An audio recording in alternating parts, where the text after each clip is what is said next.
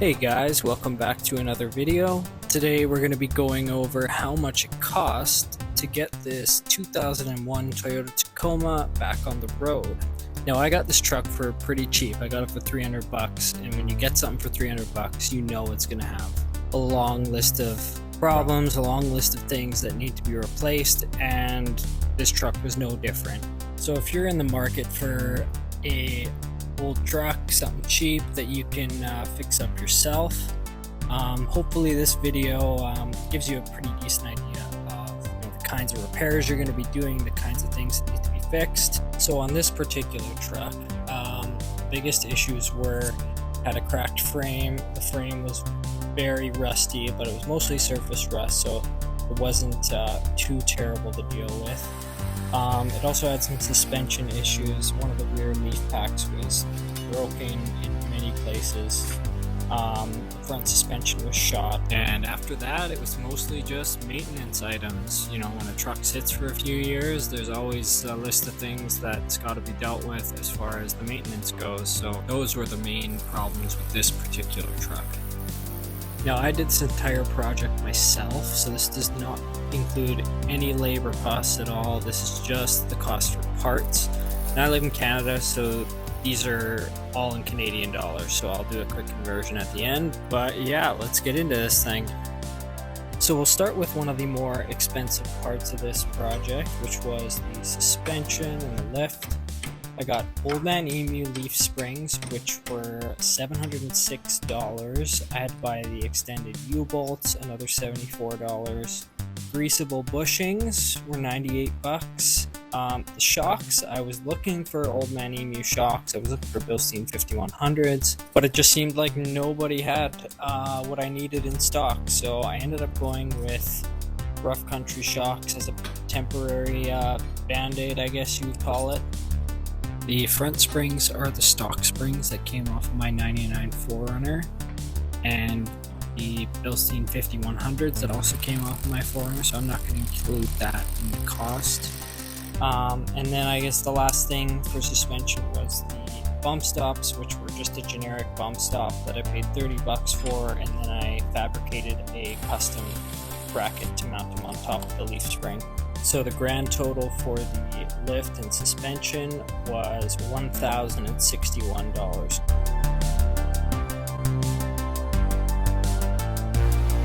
So the next area we'll go over is the maintenance items. We'll start with the lower ball joints. If you know first gen Tacomas, third gen 4Runners, first gen Sequoia, Tundra, they all have significant lower ball joint issues, and if you don't know when the last time they were replaced was, you don't know the service history of the vehicle, it's always a good idea just to get those lower ball joints done. Those cost me 261 bucks. I did the muffler, which is 84 bucks. Another is $60 for exhaust piping. Valve cover gaskets were 48 bucks. Spark plugs, $28. Spark plug wires were 62. Throttle body gasket, $23. Intake manifold gasket, $39. I also replaced the radiator because I didn't know how old it was. I did not want to be dealing with pink milkshake down the road. That was $270. And then I also did the axle seals for $27. So overall for the maintenance, it was $902. So for the frame, I did use POR 15, but from everything I've seen, if you follow the instructions and you do put a top coat on it, it lasts a long time.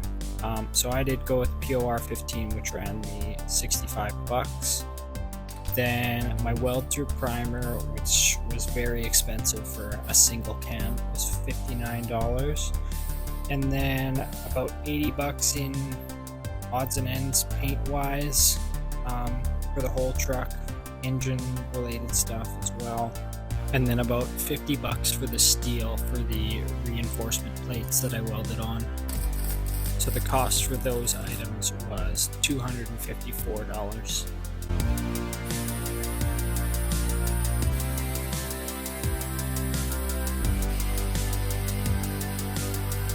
Now for the bumper, the steel cost was about $200. The shackle mounts were $40.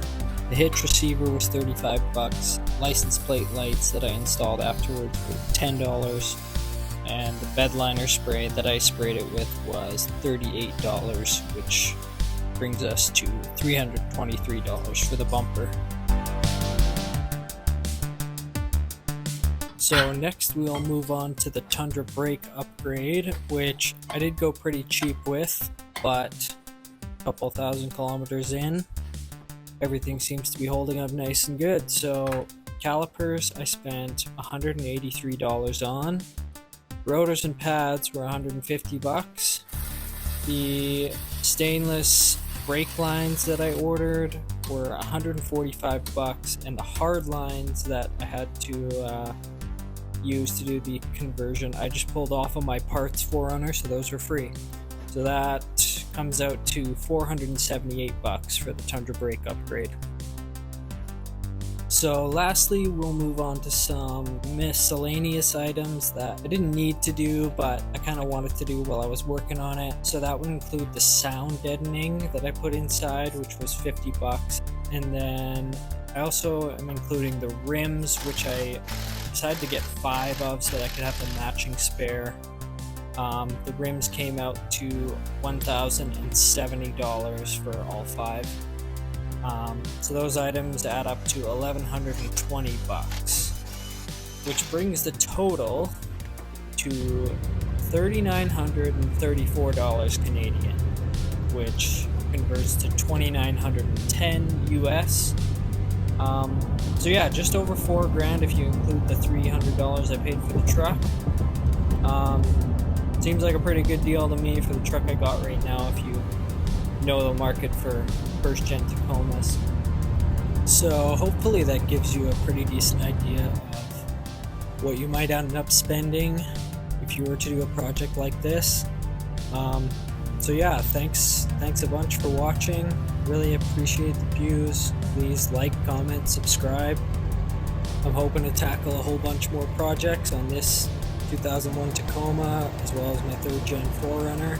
So hopefully I see you guys in a future video. Thanks again for watching. Have a good one.